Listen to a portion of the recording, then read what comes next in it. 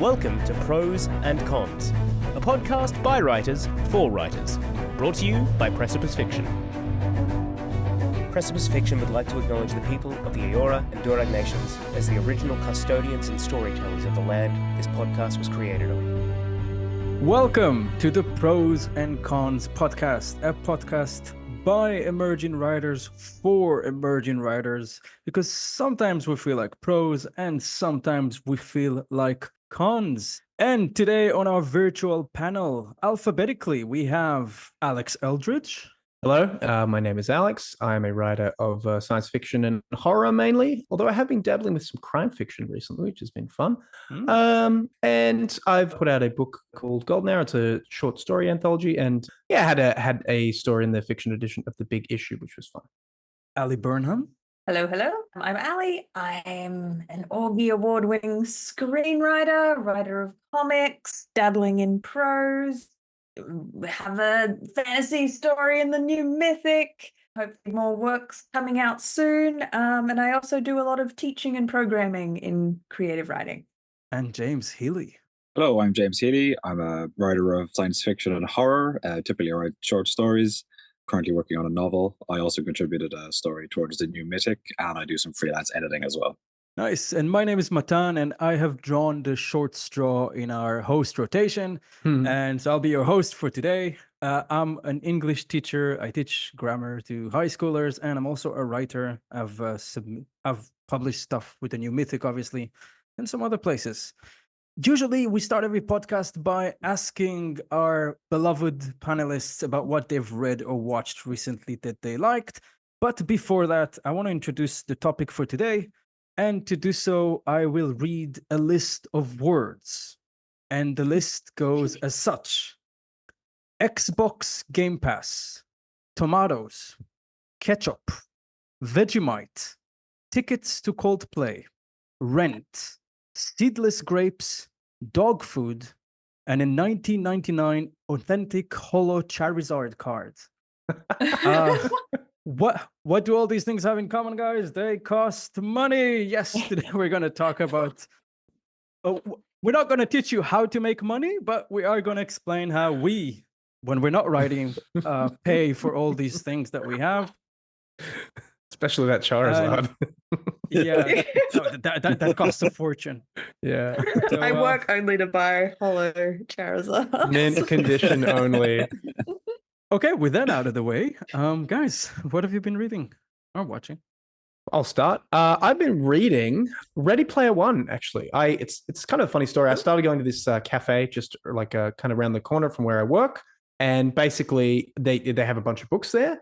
And I fell into the trap of being like one of the people who start reading the book and then keep going back to the coffee shop to buy the coffee to read the book.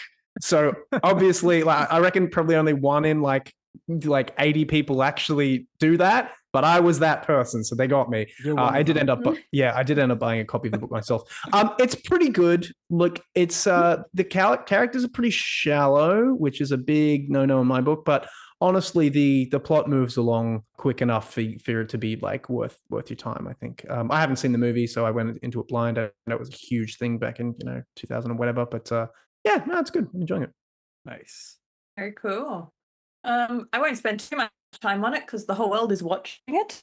But I was gonna say House of the Dragon is my current watch. It just feels so good to have Monday night dragons back. At least in Australia, it's the Monday night watch when I get home from work.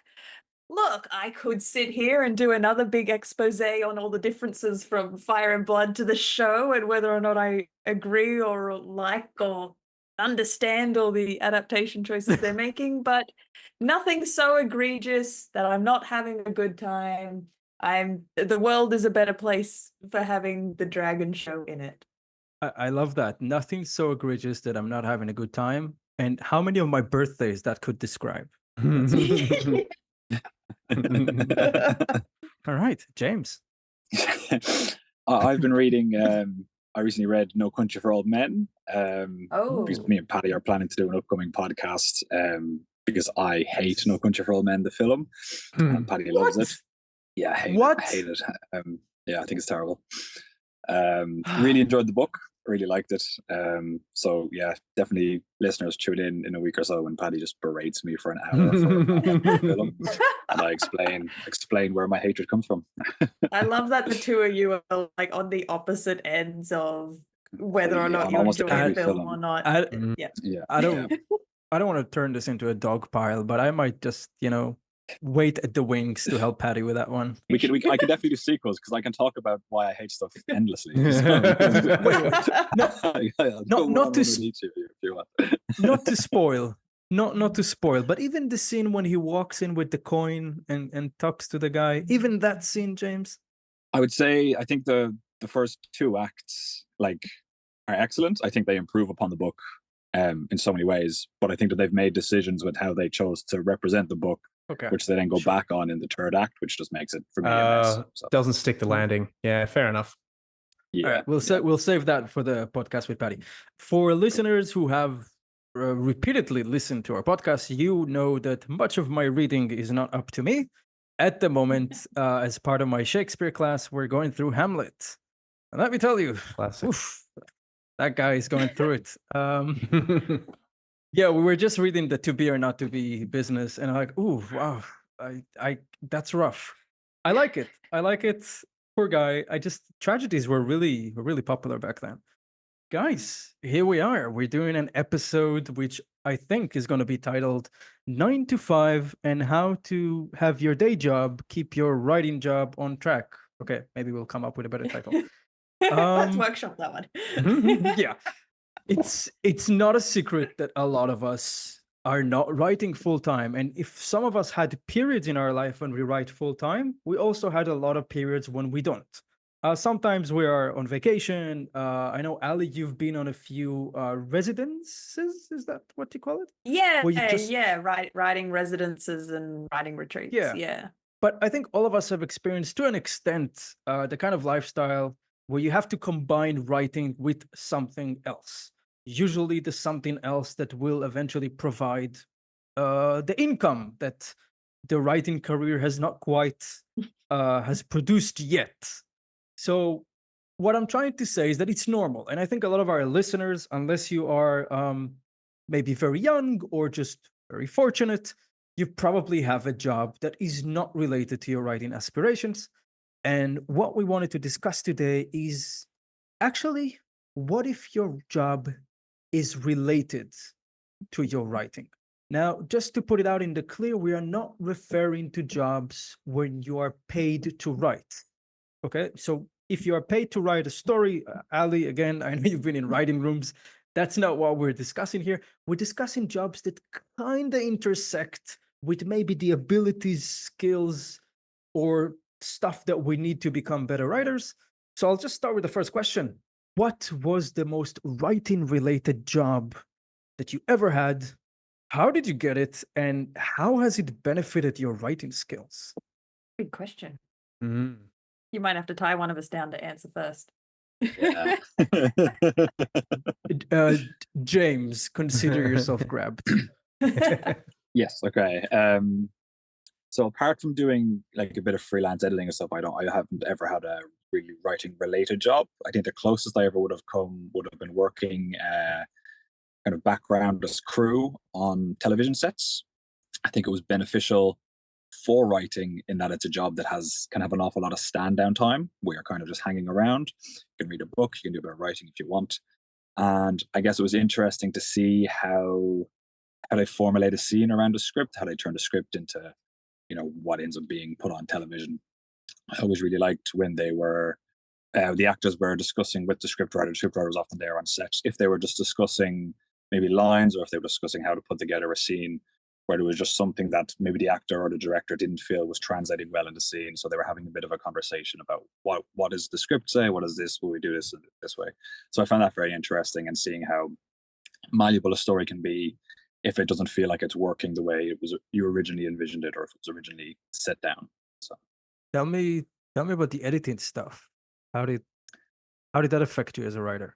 Yeah, I guess it's just being immersed in the process of editing all the time helps to, I suppose it just keeps it fresh. It keeps you thinking as you're writing to kind of be editing as you go, almost not to be editing your sentences, but to be making sure that everything is coming across clearly, to be making sure that each paragraph is like a concise idea, if you know what I mean. Particularly sometimes when you're writing, it can be a bit free form and you've got this happening here and this happening here. You might write a chunk about an idea and then move on, or write a chunk about another idea.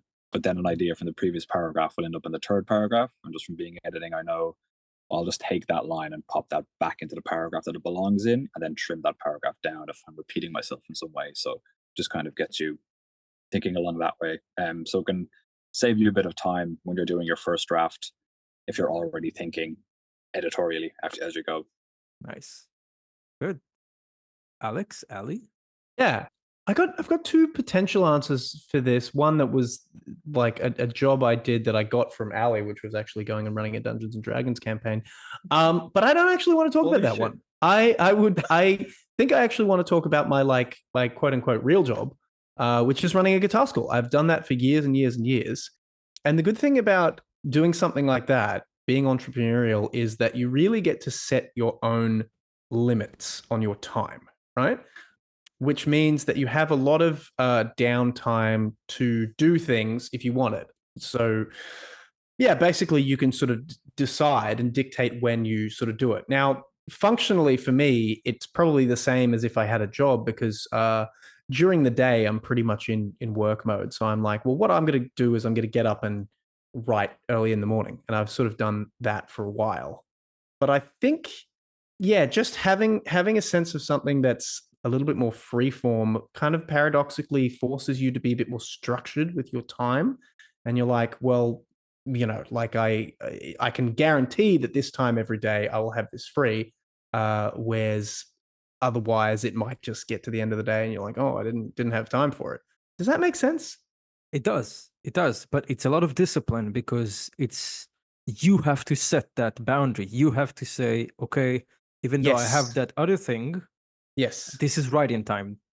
Yes. And it's sort of like, in a roundabout way, the discipline of having to live your life in that way, where you're like, well, I get to decide what I literally do with every minute of my time, kind of builds a muscle in you to be able to be like, I said I'd do this today, so I'm going to do it. And usually the most efficient way to do that is to set it at a certain time. But then even if you don't get that, you can just be like, well, I said I'd do it. So you can find that time. So it's kind of this weird mix of things.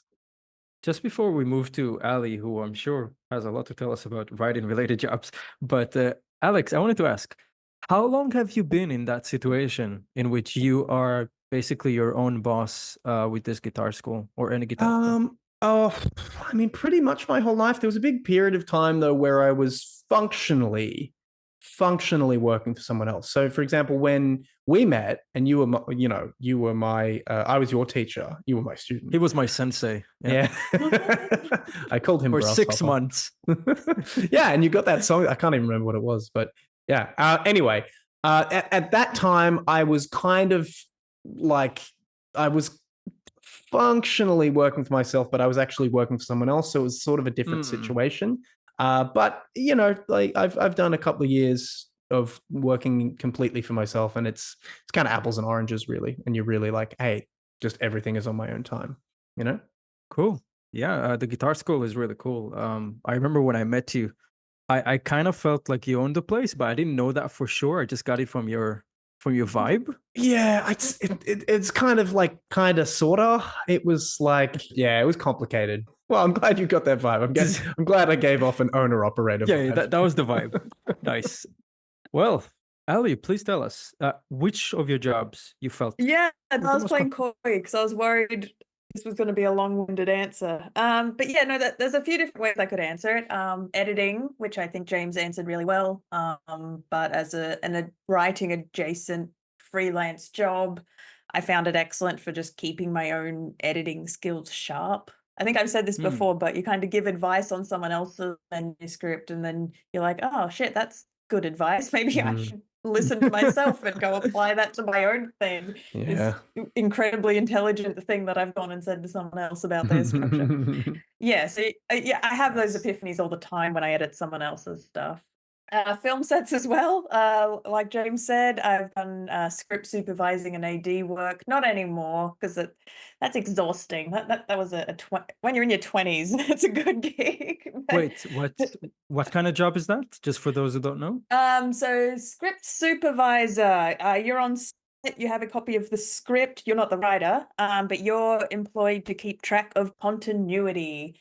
So you just want to make sure that the director and DOP, director of photography, are getting coverage on the entirety of the script. For example, maybe the first 3 lines of dialogue, they've got 3 different angles of that, but then they've only got this line of dialogue in a wide. And then later they've got 3 different angles later in the scene, but as I'm tracking the shots and the continuity, I can go to the director, hey, I've only got this captured in wide. Your editor's going to hate you.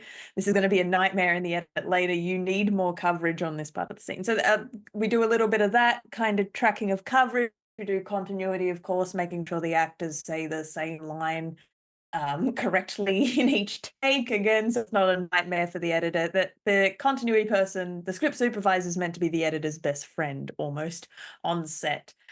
So that script supervising AD is assistant directing. The name, enough, it doesn't actually have anything to do with directing. It's more of a management role. You just keep everyone on time. You keep the set running. While the director needs to wear a bit of a creative hat, the AD can run around wearing just the management hat. Everyone's where they need to be. The actor's wearing the costume ahead. The makeup's getting ready for the next scene while they're finishing up shooting that scene. You're just juggling all the different pieces.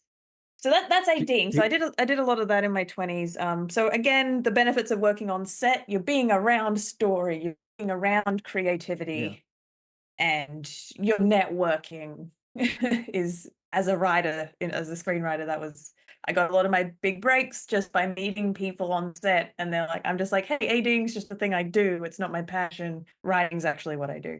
And then they're like, hey, I'm working on a script, and I'm like, yeah, that's cool. And then that's how it happens. That's how it always happens. So yeah, film set gigs, teaching writing. You might talk about this, Matan, as well, as another income stream as a writer. Actually teaching writing is incredibly valuable when I get designing my classes, breaking things down, actually sitting down and doing that articulation to myself, being like, oh, when I'm doing that, what am I doing step by step by step, so I can explain it to someone else. It's that you do so much self-learning and education just by preparing to explain it to someone else. And then finally, so if those were all freelancing gigs that I did a lot previously. For the past 2 and a bit years, I've now been working full-time at Westwards. I've probably mentioned this on the podcast a little bit before. It's a bit tricky to explain exactly what my role as creative producer is because it's a little bit nebulous. But as Alex said, I employ professional writers. It's my job to create programs, workshops, and then I've got to employ people to run those programs and workshops. So it was a D&D program. Teenagers out in Broken Hill were learning storytelling through D&D. That program needed a facilitator. And then I'm like, hey, I think I know just the person who'll get on really well with those teens. I know a guy. Wow. It's my job to know a lot of guys in this job. So there's a lot of being a not-for-profit as well, and then being here, I'm putting my day job hat on, being a service organization. A part of my job is looking for the gaps. What isn't being done? What are the needs? What do emerging writers need in Western Sydney? Western Sydney specifically, our mandate. So it's like, oh, there's a bit of a lack here. So if we create a program that fills that need, so that's kind of the creative part of my job. I get to look at what's out there and then think of something, design a program that can fill that need. And then I get to go and give people money.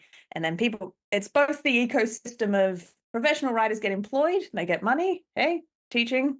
Yep. And then emerging writers get to go to the workshops. They get to skill up, they get to network. What else do I do?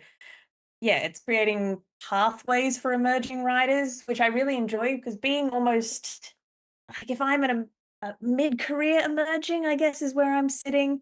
So I almost get to look just back behind me being like, look, 4 years ago, what opportunities do I wish I had? What would have made it really easier? Like, what would have made it easier for me to go from this step to this step? And I can create those pathways, help think of programs that get emerging writers to the next level faster than, say, that I had to do it just like out in the weeds, finding my own way. So we create pathways, and yeah, really big on building sustainable careers for emerging writers, which I think is really cool. The topic we're talking about today is important, that we have this discussion with our emerging writers as well, being like, reality check, writing's not going to pay your rent. What are some other potential income streams and healthy ways to balance it? So this kind of topic we're discussing today is exactly what my day job is. I was almost going to say no to the podcast tonight because I'm so tired. For those listening at home, it's Friday, 7 p.m. in Sydney after a long week of doing this day job. So I was going to be like, nah, I got to sleep because I'm also working on the weekend. But I'm like, actually, this topic is kind of exactly what I do as my day job, and I'm quite passionate about it. And there is a little bit, a part of it that is arts advocacy as well. We spend a lot of time talking to not just sometimes the private sector, but also government bodies, local, state, federal, and we advocate for funding. So we literally have to sell politicians on the idea of why writing, literacy, literary arts, the arts in general are important. It's an easy sell to you guys because you know you do writing, you know how it benefits you, both in terms of your self-expression, mental health, intelligence, how articulate you are, everything. And writing feeds everything. But we got to break that down, advocate to politicians, and try and sell them on the idea of how important and foundational writing is to everything. So I do a bit of that arts advocacy. I find myself at events with like politicians and stuff all the time. I didn't, like, ask me 2.5 years ago, I didn't think I'd be doing that, but now those are the circles I move in. It's super weird. Yeah. So how did I get that job, to answer your question, Matan?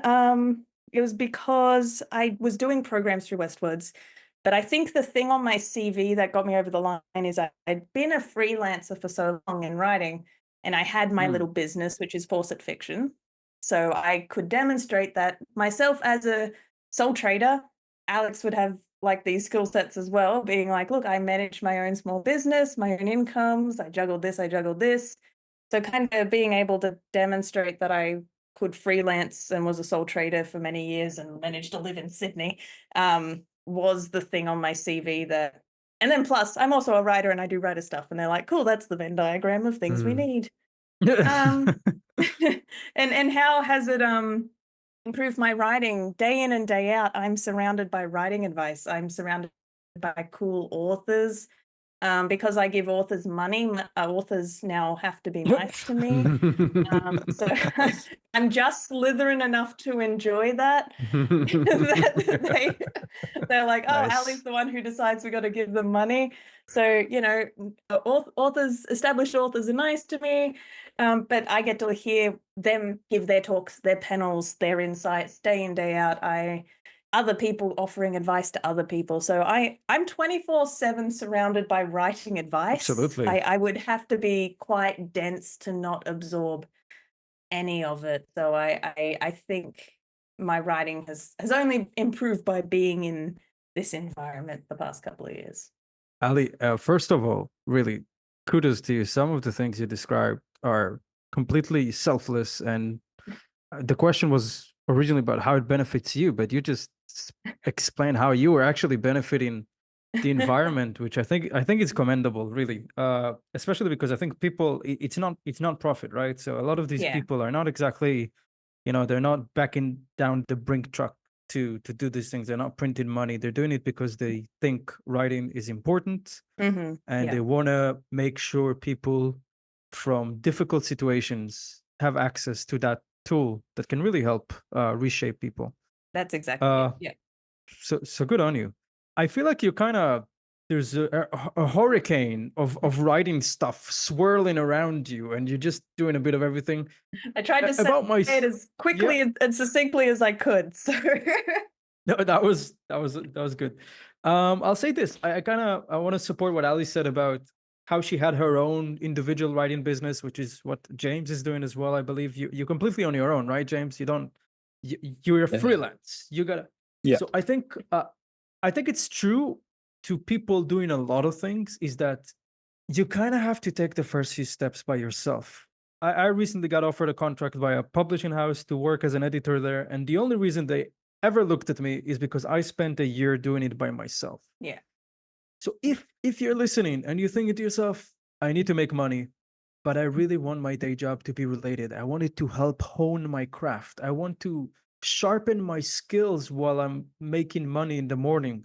You might have to start on your own. You might have to find a platform and just kind of push the snowball by yourself. It's going to be very little for a long time, but then maybe like it happened to me, definitely like it happened to Ali, the opportunity will come if that's really what you want to do.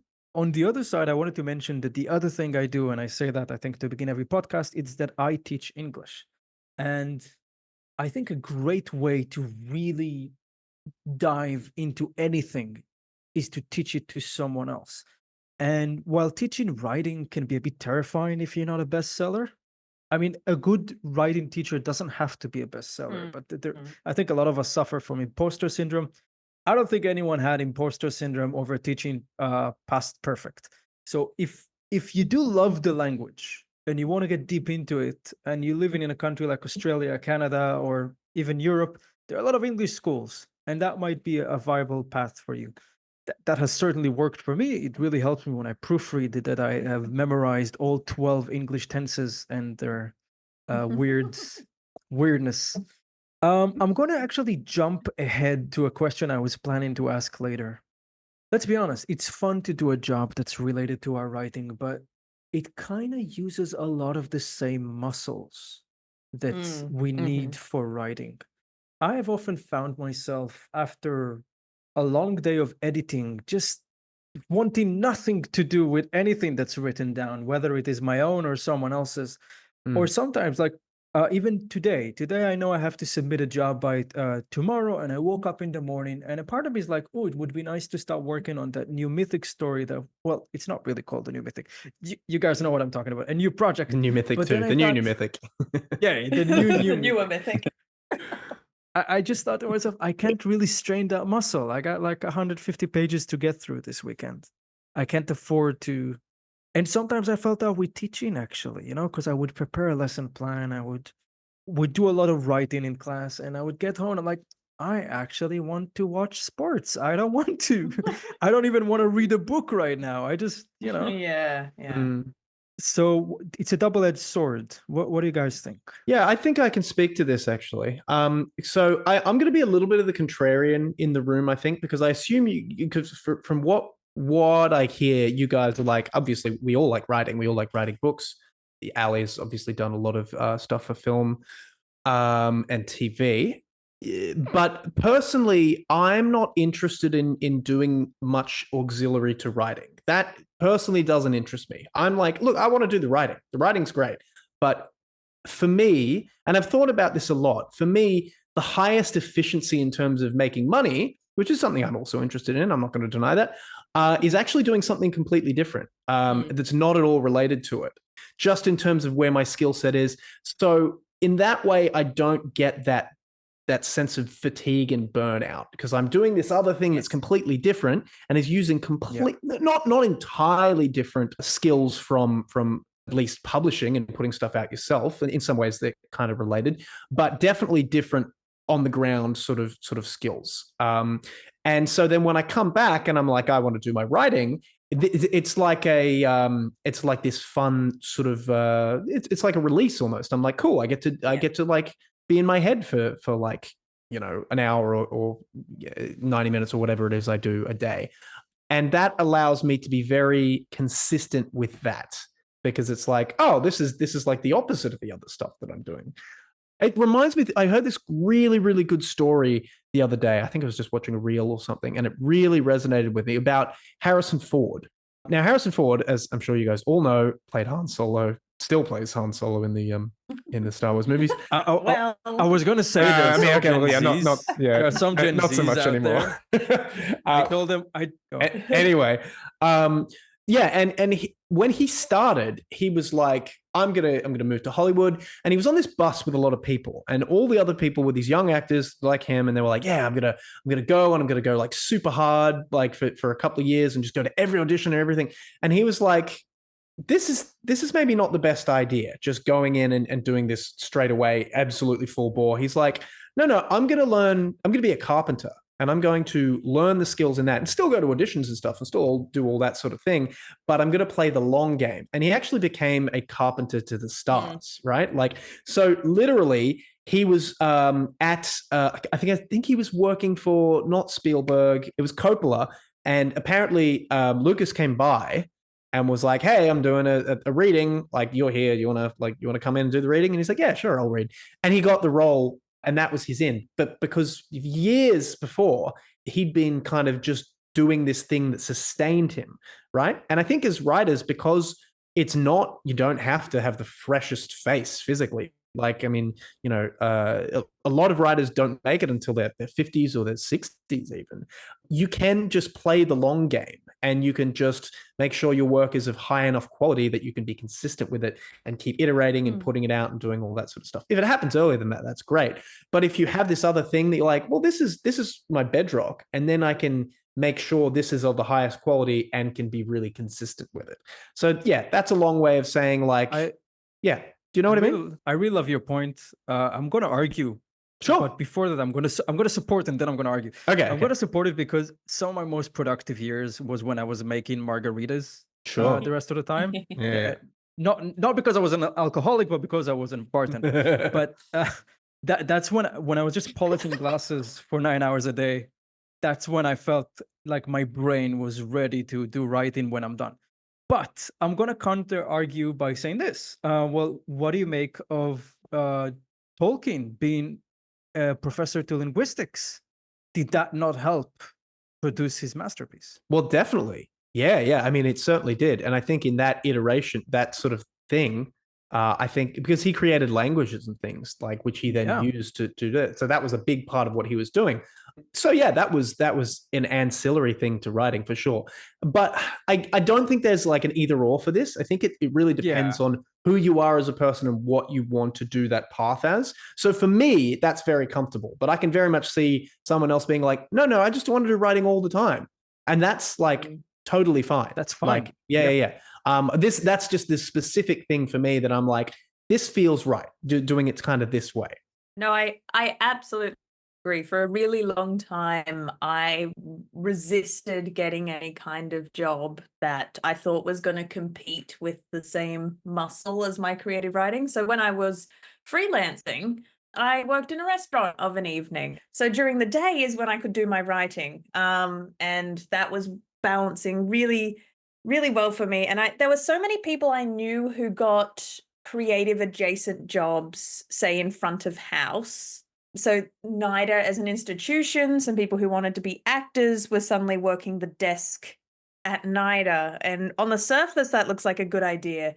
But then, a few years into that job, they're still working a front of house desk job.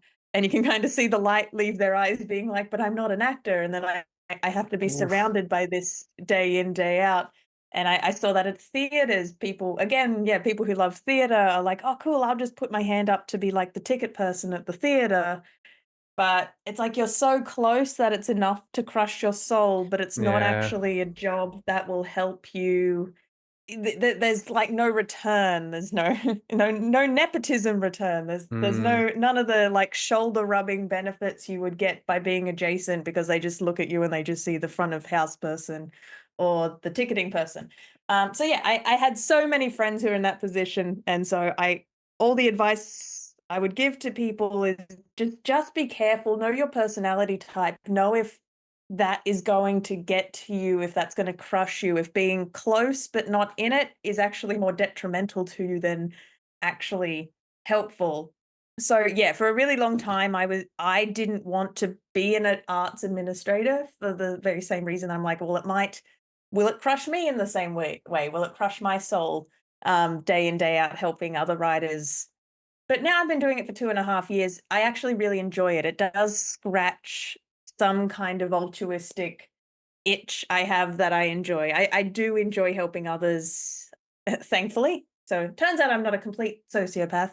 I do enjoy the day job, but I think it is balanced with I'm having just enough momentum in my own career that I'm not getting that itchy feeling or feeling left behind. I think if I was completely stagnant, then it might start to drain me. But for now, it's like the tanks are balanced. There's my own trajectory, and then there's my day job, and it feels even for now. So, I just wanted to say, for Matan, what he said about how writing used the same muscle and how you're avoiding creative writing to do your academic writing. It's the reason I get up of a morning and write before I go to my day job, because then I exhaust my brain. And then so my writing gets my best morning brain, and then my day job gets my shitty exhausted brain. And I'm kind of doing that tactically. So I'm like, I'm still saving my best brain for the creative stuff. And then, the day job gets the not so, the 60% active brain. So but yes, when I was freelancing, by that exact same logic, a lot of people said, why don't you do copywriting? And I did do copywriting once. I wrote a real estate brochure. It was a favor for a friend. It was paid. He was like, look, I need this done overnight. Can you write a real estate brochure for this amount of dollars? And I'm like, I can. Yep. And it was one of the most painful, agonizing, like it was just bullshit. It was just spinning bullshit. I'm laughing at myself at how terrible all the different ways I'm trying to describe a glossy kitchen that's airy and will revitalize your life. And I'm just spewing shit. I'm spewing shit. And then I send it back to him and he's like, wow, this is incredible. And I'm like, you're just telling me how dumb the profession is if you're telling me this is great writing. Oh, God. So I did it once. I got paid and I'm like, never again, because it is using the same muscle. And I knew I'd never be able to balance freelance copywriting with creative writing. So, and I've seen copywriting kill a lot of creative writers, because on the surface, it looks like a good idea. You're like, oh, I'm just writing for a day job. It's really easy to turn that tap on, but you do it and then you don't feel like writing afterwards. Absolutely. James, I felt like that laughter had a lot in it. Do you want to? Oh, I think I just thought it was funny. That was all. I thought it came from deep inside. It's fascinating to hear. I guess almost sometimes outside writer perspectives on writing and stuff. And you're kind of like, oh, okay. I was just like, my own jobs were often very removed from writing. Like I done so much construction, I've done so much healthcare, that I never really felt like the same muscle. Particularly in construction, you might be doing, sometimes it can be very labor intensive and you'd be really tired when you get home. But some days what you're doing is sort of just mechanical. So one side of your brain just switches off and you can kind of just daydream and go through a story. Like it's all muscle memory. You're kind of just working your way through what you're doing. And that can just make me so hungry and so motivated to then write when I get home, or to really look forward to the weekend and setting a big chunk of time to actually sit down and do the writing when you spent the week processing the story and figuring things out and moving stuff around. So being removed from writing jobs can have its benefits if you're in the right industry, I guess. I know healthcare, I wouldn't say it helped writing very much, simply because you had to be on all the time. And then you could be so tired when you left the day after like 12 hours. But definitely construction is a great job for, I guess, sparking inspiration. Yeah, also, I think audiobooks. I think there's something to be said for the rubber band effect. I love audiobooks as well; they're amazing. That like, there's a reason why you hear about people, working these shitty jobs, and then like especially in Hollywood or something, and then one day, sending off this script, and someone's like, "Oh, it's amazing, they got it." Because I think there really is something to be said for working a mindless job, and then in your spare time working on this thing, because. For one thing, you can turn it over in your mind while you're doing it. But also it gives you the motivation to be like, I don't want to do this forever. I can't do it. Yeah. So it really lights a fire under you. That's not the sort of fuel my brain uses, but I think there are a lot of people who do use that sort of fuel. And I think there's really something to be said for that. Like, This is, it's the Eminem thing. Yeah. Like I got one shot here. Like if I have to make it, So, or I will literally kill myself. Basically, listeners, if your job is too good, maybe you should quit. Do something about it. You get comfortable. There's something. So there is a kind of person who that is just like that's rocket fuel for, I think. And I don't think it's me, and I don't know if it's any of you guys, but I think there is someone out there who can use that. Yeah. I have a problem. I find myself agreeing with everything that was said here today. On the one hand, I like how Ali explained how basically she's networking, she's meeting writers, she has a good relationship with them, she can ask questions. And on the other hand, I kind of think Alex got a point, because when you're always thinking about writing, maybe you kind of dampen the appetite for it. Whereas if you're doing something that's completely unrelated, that you get home and you're thirsty for it. Guys, I have to confess something. I've tricked you. I've tricked you because I've sent you the questions, but I took one of the questions and I turned it into a game. Oh no! Yes. Yes, classic Matan game. I was wondering if you could make a game out of this topic.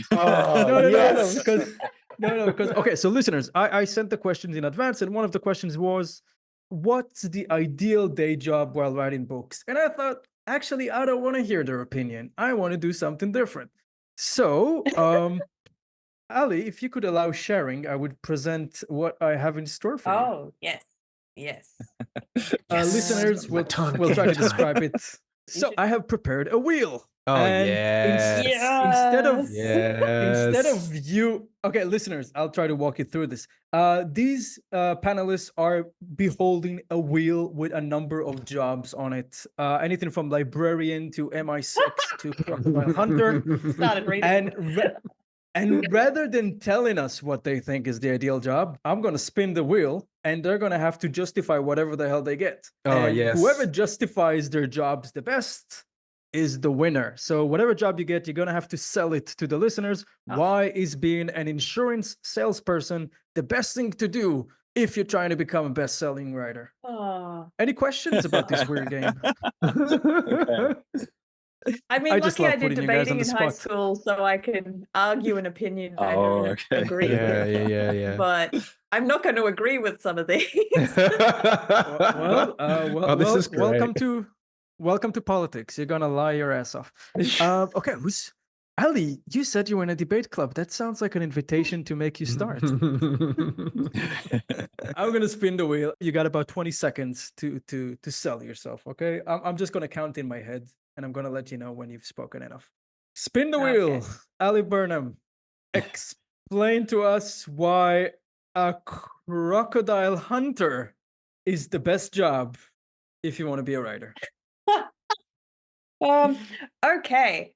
I think there is an endless source of inspiration. You are out in nature, you have interesting perspectives, and I think you would have really interesting things to say just from what you see, what you absorb out in your day-to-day.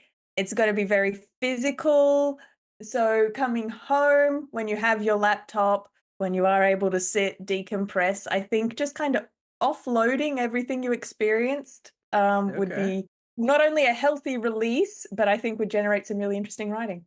Ali, that's a solid B. I'm willing to elevate it to an A if you can, off the top of your mind, come up with a romance novel written by a crocodile hunter. What's it called?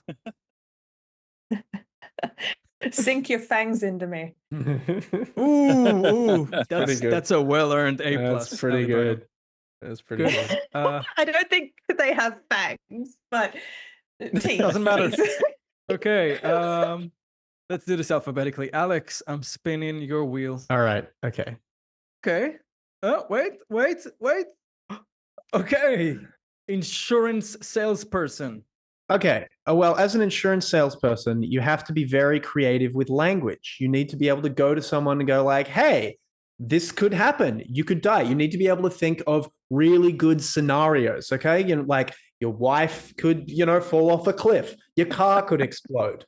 Your house could catch fire. These are all really exciting ways to do it. And not only that, you have to be able to sell them as well. So you have to be able to use, like I said, use creative language. You have to really be able to sell the heat of the fire. You have to be able to sell the absolute crushing pain you have when your pet rock, explodes. And you had that insured.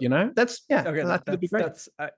You made me think of the Fallout 4 insurance salesperson trying to get you to buy the vault. Alex, fantasy novel by an insurance salesperson. Fiduciary wizard. What? I don't know. Okay, all right. I'm giving you an A+. You're tied with Ali. Okay. James, here comes the whatever. Let's see what it is. Here we go. Okay. I hope it's librarian. Oh, it is. Oh, okay. It is. I always feel like an easy one. I guess you've got constant access to like all of the best stories. You can just constantly read and see how the greats did it. You're also going to be interacting with people as they come in. They're going to be asking about what kind of books they're looking for. So you're going to get great market research on what kind of things people are reading. And so you're going to really know what people are looking for and why they're looking for it, what's going to be getting checked out. So you can spend time reading what people are reading. And that's kind of, you've just got a great fountain of knowledge there. So much storytelling comes from seeing how other people have told stories and being able to pick them apart. And I'm sure there's a lot of interesting stories and interesting things that people in libraries see. And that's what it's all about at the end of the day. It's about human interaction. That's a very serious answer for a very serious job. So I'm going to give you a serious genre. James, historical fiction written by a librarian. Historical fiction written by a librarian. Okay. All of the greatest libraries. Oh, that's good. Ooh. Different libraries have been lost over history. That's good. That's okay, really good. James, I'm bending the rules. You got an S. That's above an A. Like that one. Ali, let's go. Okay. Ooh. Oh, I love this one. Ali, you're a driving teacher. Oh, this is so good. Okay. Real talk. I get a lot of my good ideas when I'm driving. I think full-time Uber drivers there as well. So I'm going to unfortunately use a very similar argument. But when you are behind the wheel, you go into that mechanical, you're just going through the motions. It becomes quite physical. So the back of your brain can actually go off and do a lot of creative things. And it's such a good way to be able to play and come up with your ideas. Being a teacher, though, has that extra social element. You're going to be spending a lot of time with teenagers. So if you're writing like a YA novel, again, that market research access okay, is go for it. You. Go for it. And, what's the YA? Go. They're going to be a YA title. Yeah, go for it. I like it. Growing up fast. Driving. Growing up fast. ... Driving. I gotta give her extra points for the delivery. The delivery was so good. All right, good. I've given you a grade. I'm keeping it to myself. Okay, good job. All right. Alex, whatever you get, you're gonna write an erotic novel. Okay. All right. Oh, too easy. Okay. If you're an MI6 agent, you're traveling around the world, you're meeting all kinds of interesting people, you're killing them. You're going on lots of like adventures. Clearly, like you're sleeping with lots of cool people. Yeah, I mean, you're a spy. Okay. What's not to love? It's the ultimate inspiration. So wait. Are you writing your stories or are you making them up as an MI6 agent? Oh, well, I mean, does any writer write their own stories? It's probably a bit of column A for a column B. You know what I mean? Yeah, okay, erotic novel. Yeah, written by an MI6 agent, best-selling author. I don't know. Deep penetration. What? You're not even trying. No, come on. That was pretty good because it's like you're infiltrating okay, deep infiltration. Okay, deep infiltration. Yeah, that's what I meant. Deep infiltration. That was definitely what I said, and not another word. Okay, James, ready? Let's see. Ooh. Okay. All right. James, you're a full-time Uber driver. Full-time Uber driver, yeah. Well, I guess again, you're just gonna be meeting people all day. Uber drivers love to make small talk. You just chat about people, see where they're going, what are they doing. You get a little glimpse into people's lives. You get such a mix of like a cross section of society, like. So yeah, you're just gonna be full of all these little microcosms of people's life dramas and like human stories, and that's kind of what people want to read about all the time. They want to read about character. Obviously, an Uber driver is going to get a great sense of who someone is from like little interactions and the few little details that they get. So you're going to be able to use that to speculate into your characters, bring them to life very quickly, and yeah, just see what moves people, what gets people out and moving, where are people going, what do people want in life? Because that's all an Uber driver is doing. He's delivering you from A to B to see like what are you chasing in life, what is your goal. So yeah, you're going to get all of that. Wait. I'm giving you the genre. Oh, you're writing a self-help book. Give me the title. Self-help book. Drive yourself to success. Yeah. Yeah. That's very good. That's very good. James, you're on fire. I feel like the book titles are weighted a little high here. That's the vibe I'm getting. I'm changing. I'm changing the art curator into Zookeeper just because I can. Yeah. All right, Ali, hope you're ready. Okay. Attention. Ooh, yeah, we got a bartender. Okay. Well, I think Matan is good inspiration for this one. Oh, thank you. So you, in terms of just like using your hands and the repetition in the job, again, I think that really frees up a lot of mental space to play. But again, I'm going to talk about the social element. You're going to meet a lot of weird people at a weird time when they come to a bar. Like that's when they don't have their masks on, or maybe that's when they're meeting people they shouldn't. The dialogue is happening right there in front of you, and all you have to do is listen and overhear, and you've just got all these the incredible breadth of characters walking in and being either vulnerable in front of you, or when they're out with people they shouldn't be. I think I've been there. Yeah, I've seen that. That's my I've seen some things. Yeah, I've seen some stuff, guys. Anyway, Ali, true crime.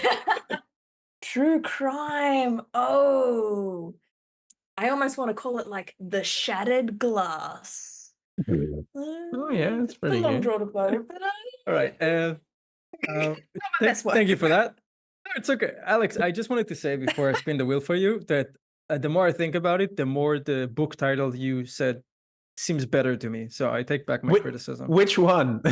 The one I don't even want to repeat. I don't want to even repeat it, but that was solid. I think that was that. Anyway, okay.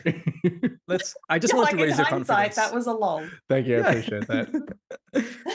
Okay. Oh, I like this one for you. All right. So Alex, you've been elected. Yeah. Okay. Well, I mean, Jeffrey Archer is the classical example of this. Politician, you're seeing the wheelings and dealings. You're in the back room. You're seeing deals made. Maybe you're making the deals. Political thriller writes itself, right? Like you can just, and like members of parliament are always getting into scandals. They're doing all sorts of things. I'm not going to let you. Oh, I know you. I know you're not. Thriller. I know you're not. I'm not going to let you take a political thriller. But I'm just saying you could, and like your politicians getting into scandals all the time. Like you get a front seat to that. You've seen the most powerful people in the country like do things and make stuff happen, and that is people want to read about that. That's exciting. Like Game of Thrones-esque. Okay, Alex, give me a horror novel. Oh, zombie prime minister. That has the same energy as Cocaine Bear. I'm just saying. Yeah, fair enough. I was gonna pitch. I was gonna pitch. Ali, go Locked ahead. in the Cabinet, and I was really proud of that. That's pretty good. But that has multiple. I feel like that has multiple meanings. All right. Good. Yeah, okay. It's about a closeted like minister, and he gets locked in the cabinet with a zombie. All right, and for those of you who don't know, Alex's contribution to the new Mythic was a zombie story. It was okay. James, you're a zookeeper. Tell me really quickly, do zookeepers work with all of the animals, or does a zookeeper work with one type of animal? Do they specialize? they I need don't know. Do different they people? specialize? I think Paddy's brother is actually a thing, and I believe they specialize. He was Get for him a on the period of spot. time, I believe. No, his father. I'm Sorry, gonna his pick. father was. His father was. Okay. I'm gonna pick. I'm gonna I pick. believe for they you. specialize. Reptiles. You're doing. You're My- doing. my answer doing, is based on whether or not they specialize. So yeah, Matan, you pick. large herbivores. Sure, You're feeding the elephants, mate. Feeding the elephants, that's great. So I think there's going to be an awful lot of downtime in a zookeeper's day if you're feeding the elephants. Most of the day they're on show for the people to see. You're going to come in and maybe wash out the pen, restock the food. Elephants are pretty independent. They kind of take care of themselves. So you're going to have a lot of time to just sit and think about stuff and write. It's outdoors, it's fresh air. You're going to get to see some interesting animal interactions because you can stroll around and have a look at the other animals. You get to see all the different social dynamics of the animals and of the people who come to see them. So that's always fun. But yeah, predominantly, I think you're just going to have a lot of chill time, a little bit of work, and yeah, a lot of time left to write. Okay, that was a good answer, guys. I'll be honest. What other genres are left? I can't think of anything.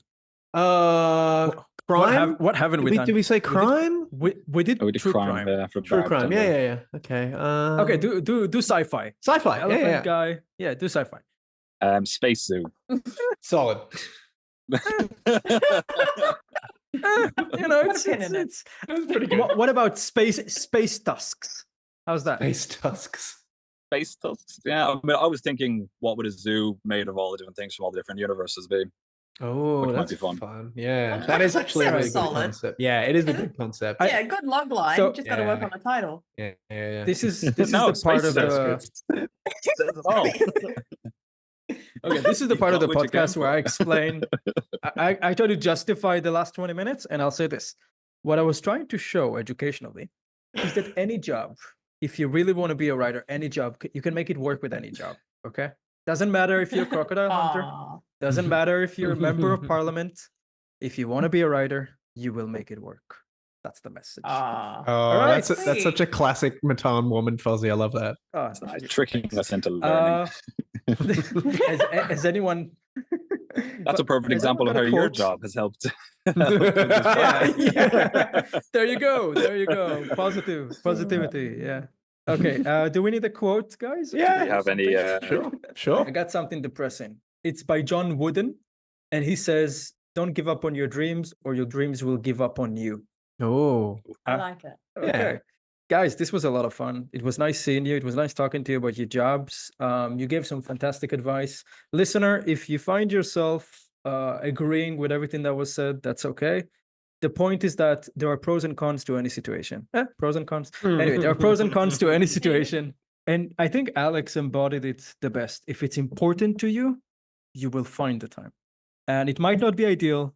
It might not fit best with your schedule or with whatever muscles of your brain are most strained, but you can make it work. We believe in you. Thank you so much for listening, guys. Just to remind you that the new Mythic is available on Amazon as an ebook, as a physical book, as an audiobook. It exists in so many dimensions. Just check it out. It's really great. And if you enjoyed our podcast, please leave a review in whatever platform you use to listen to us. Thank you. That was us. Pros and Cons. Oh, that was so fun. Did anyone win? You're listening to Prose and Cons, the Precipice Fiction podcast.